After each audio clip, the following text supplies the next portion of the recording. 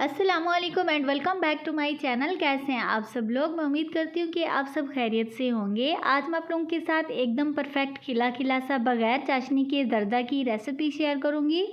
इससे पहले भी मैं आप लोगों के साथ जर्दा की रेसिपी शेयर कर चुकी हूँ। आप सभी ने बेहद ही पसंद की थी और उस रेसिपी में काफ़ी सारे ऐसे कमेंट्स थे कि जी हमें बगैर चाशनी के परफेक्ट जर्दा बनाकर दिखाएं। तो आज मैं आप लोगों को बगैर चाशनी के परफेक्ट एकदम खिला खिला सा जर्दा बनाकर दिखाऊंगी। तो चलिए इस मज़ेदार रेसिपी को बनाना स्टार्ट करते हैं। रेसिपी का कोई भी पार्ट मिस मत कीजिएगा। रेसिपी वीडियो अच्छी लगे तो लाइक लाजमी कीजिएगा और चैनल पर न्यू है तो चैनल को सब्सक्राइब कीजिएगा। बिस्मिल्लाहिर्रहमानिर्रहीम। सबसे पहले यहाँ पर हमने एक बर्तन में पानी बॉयल होने के लिए चढ़ा रखा था। आधा टेबलस्पून हम इसमें ऑरेंज फूड कलर ऐड करेंगे। जर्दा के चावलों के लिए ऑरेंज फूड कलर जो है बिल्कुल ही परफेक्ट कलर होता है। आप अगर इसमें 1 kg चावल यूज़ कर रहे हैं तो आप लोगों ने 1 टेबलस्पून भर के इसमें कलर का ऐड करना है। यहाँ पर हम आधा किलो चावल यूज़ करेंगे तो हम इसमें आधा टेबलस्पून जो है हम इसमें ऑरेंज फूड कलर ऐड करेंगे। यहाँ पर हम सेला चावल जो है पक्की बनास्पति जिनको हमने 1 घंटा पहले भिगोकर रख दिया था, आधा किलो हम यहाँ पर चावल यूज़ कर रहे हैं। और कलर जो है आप लोग अपनी चॉइस के हिसाब से कम या ज़्यादा भी कर सकते हैं। चावल ऐड करने के बाद हम इनको 100% बॉयल कर लेंगे।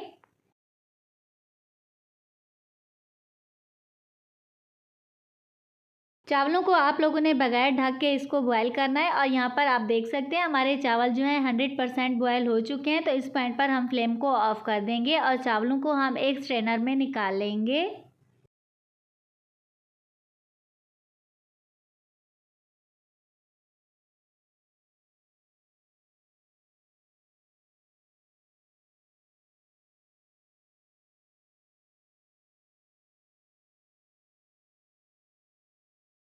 चावलों को स्ट्रेनर में निकाल लेने के बाद अब दोबारा से हम इसके ऊपर से थोड़ा सा और ताज़ा पानी ऐड करेंगे ताकि जो इसके ऊपर एक्स्ट्रा से कलर है वो भी उतर जाए और हमारे चावलों की कुकिंग का प्रोसेस जो है स्टॉप हो जाए, क्योंकि हमने चावलों को 100% बॉयल कर लिया था। और माशाल्लाह आप देख सकते हैं हमारे चावलों का कलर कैसे एकदम से परफेक्ट बना है। बॉयल किए हुए चावलों को हम एक साइड पर रख देंगे और दोबारा से एक पतीली के अंदर हम 1 कप से थोड़ा सा कम कुकिंग ऑयल ऐड करेंगे। कुकिंग ऑयल आप लोग अपने चावलों के हिसाब से कम या ज़्यादा भी कर सकते हैं। अब हम इसमें थोड़े से ड्राई फ्रूट ऐड करेंगे।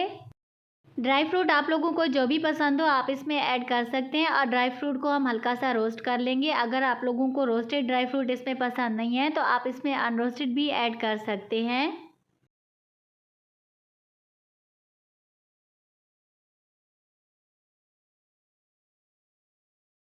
यहाँ पर 1 से 1.5 मिनट लगे हैं और हमारे ड्राई फ्रूट जो हैं अच्छी तरह से रोस्ट हो चुके हैं। तो अभी जो है हम इनको अलग से एक प्लेट में निकाल लेंगे।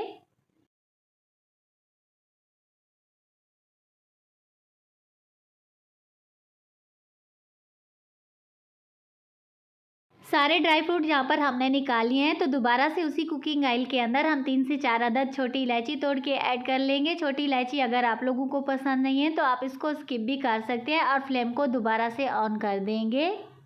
ड्राई फ्रूट निकालते टाइम यहाँ पर हमने फ्लेम को ऑफ कर दिया था ताकि हमारे ड्राई फ्रूट जल ना जाए। यहाँ पर अब क्योंकि हम बगैर चाशनी के जर्दा बना रहे हैं तो 2 से 3 टेबलस्पून के जितना हम इसमें पानी ऐड करेंगे ताकि हमारे चावल जो है नीचे जल ना जाए। और जो हमने चावल बॉयल करके रखे हुए थे हम इसमें ऐड कर देंगे। सॉरी गाइज, यहाँ पर चावल और शुगर ऐड करने वाला सीन जो है थोड़ा सा मुझसे मिस हो गया था। यहाँ पर मैं मग जो आप लोगों के साथ मेंशन कर रही हूँ ये वाला एक मग जो है मैं चावलों का यूज़ कर रही हूँ और हाफ से थोड़ा सा ज़्यादा जो है हमने इसमें शुगर ऐड की है।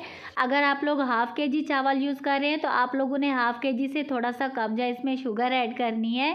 और यहाँ पर आप देख सकते हैं शुगर का पानी जो है रिलीज़ होना स्टार्ट हो चुका है। तो अभी हम इसको 5 से 7 मिनट के लिए कुक कर लेंगे।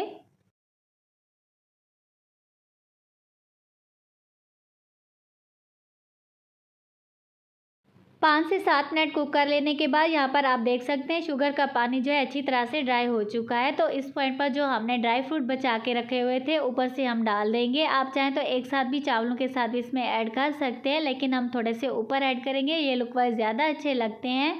और इसको कवर करके हम 15 से 20 मिनट का दम लगाएंगे।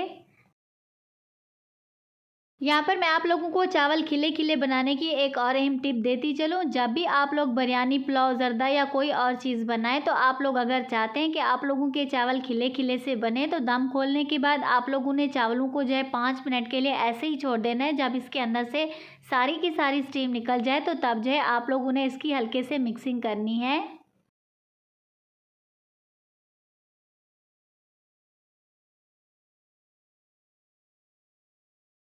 माशाल्लाह आप देख सकते हैं हमारा ज़र्दा कैसे एकदम परफेक्ट खिला खिला सा बना है। एक एक चावल जो है खिला खिला सा बना है। और दूसरी टिप मैं आप लोगों को ये देती चलूँ कि आप लोगों ने फ़ौरन से चावलों के अंदर जो है चम्मच नहीं डाल देना। इस तरह से जो है आप लोग चावलों को हिला लीजिएगा।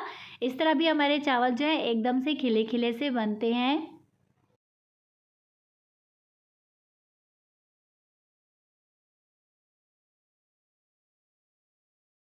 तो यहाँ पर बन गया ना हमारा एकदम परफेक्ट बगैर चाशनी के खिला खिला सा ज़र्दा। आप लोग जाइए इस रेसिपी को बनाइए और कमेंट में मुझे अपना प्यारा सा फीडबैक लाजमी दीजिए।